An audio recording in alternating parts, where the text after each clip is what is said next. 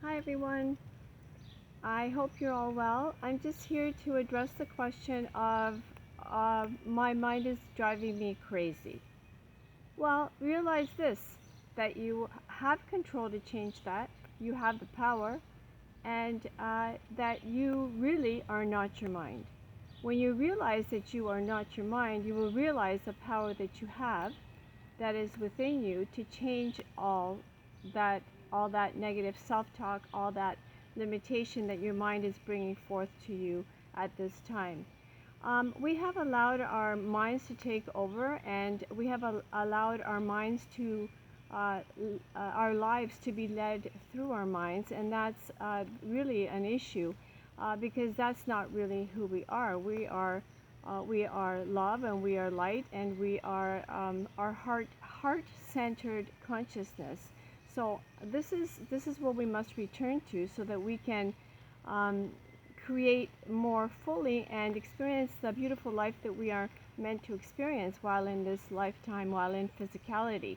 So we're only here for a short time, people. So hey, it's time to realize this and start to create more consciously through our hearts, our heart-centered consciousness, and instead of leading with our mind. So when you know that and understand that you are not your mind, let's go back and address this and talk a little bit. I'll talk a little bit about this.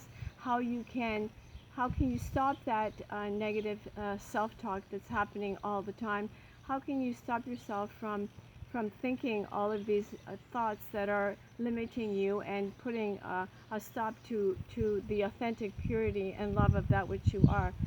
Well, how to do this? There's a number of ways that you can do this, and the first way that you can do this is through meditation.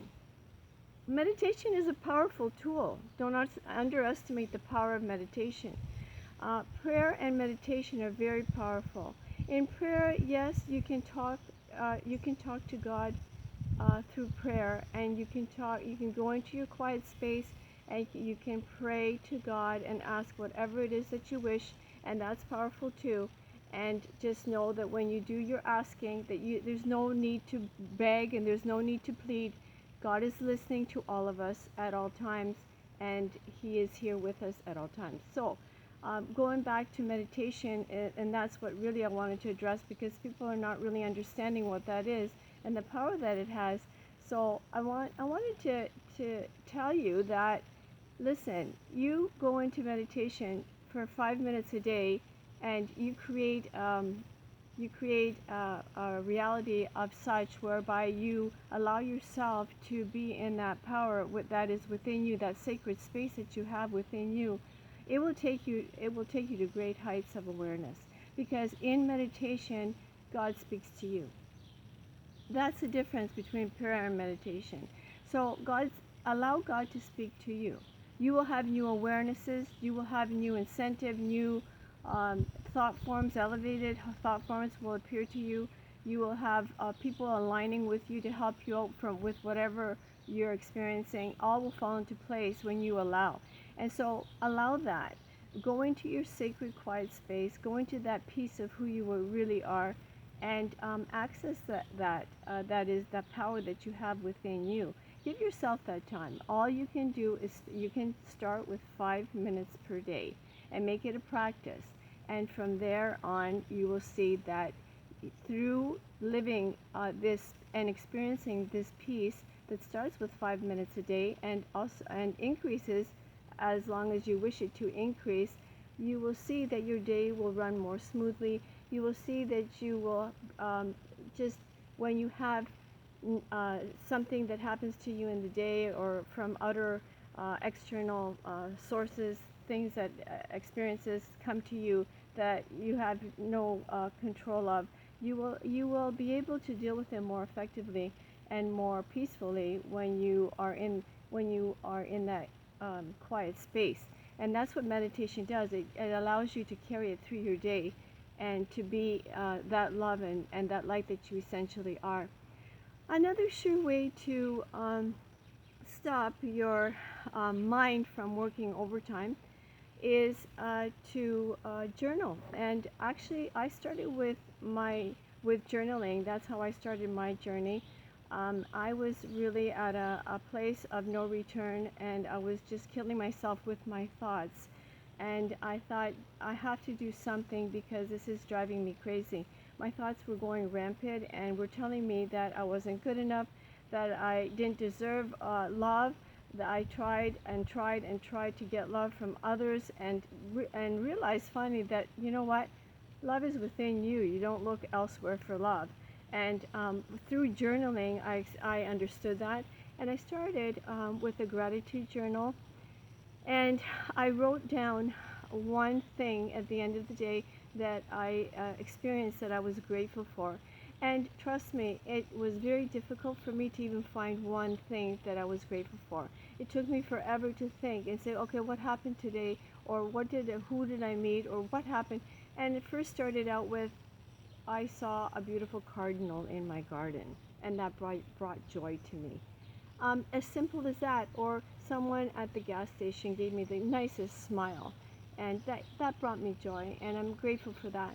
So it started with just like a one-liner, and it grew, and months later I realized that it was growing and growing and growing and becoming greater, and I was writing paragraphs of what I was grateful for in my day for that day. So the more you do this, the more gratitude. That gratitude is the highest vibration. It is love vibration, and whatever that stops that negative thinking mind, because you're focusing on, journaling actually allows you to focus more. So when you write it down and you read it, you're writing it, you're really focusing on it, and you're really establishing the truth that is within those words. So, and then you have a chance to read it back, and I used to do that. I used to read over and over the week of gratitude. For example, I go over my week and say, wow, I experienced all of these wonderful things. How wonderful is that?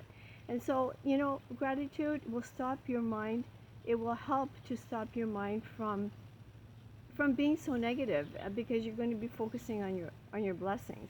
And we have forgotten that to do this. We have forgotten to stop for a minute and take the time to ourselves, either to meditate or to write in our journal, and to feel that gratitude that we have, all the blessings that we have in our lives.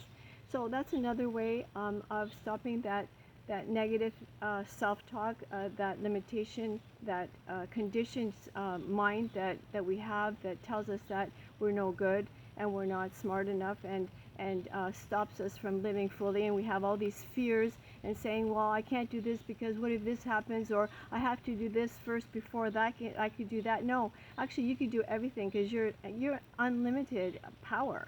You are of God. And when you realize this truth and you say, you know what, I can soar to the heights that I wish to soar, just by understanding this, that you are that power.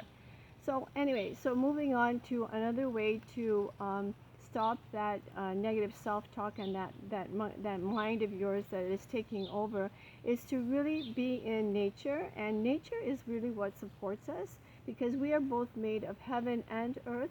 And so when you are in nature and you walk barefoot in your grasses or in your waters, or if sand or whatever earth has aligned with us to support us, then you know what, you really feel the connection, and the connection of the sun, the sun, and whatever rain, whatever it is that Mother Earth has for us.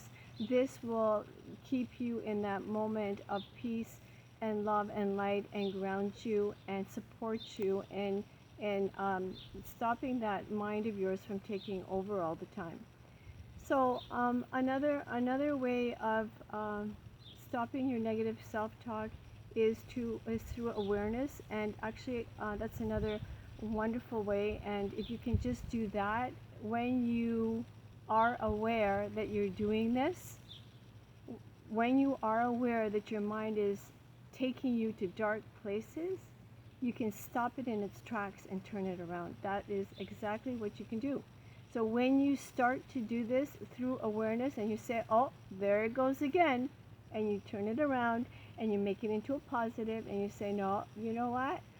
When your mind says to you, no, that I am not good enough, I am not able to do whatever because it's not going to work for me, then you say, oh yes, it is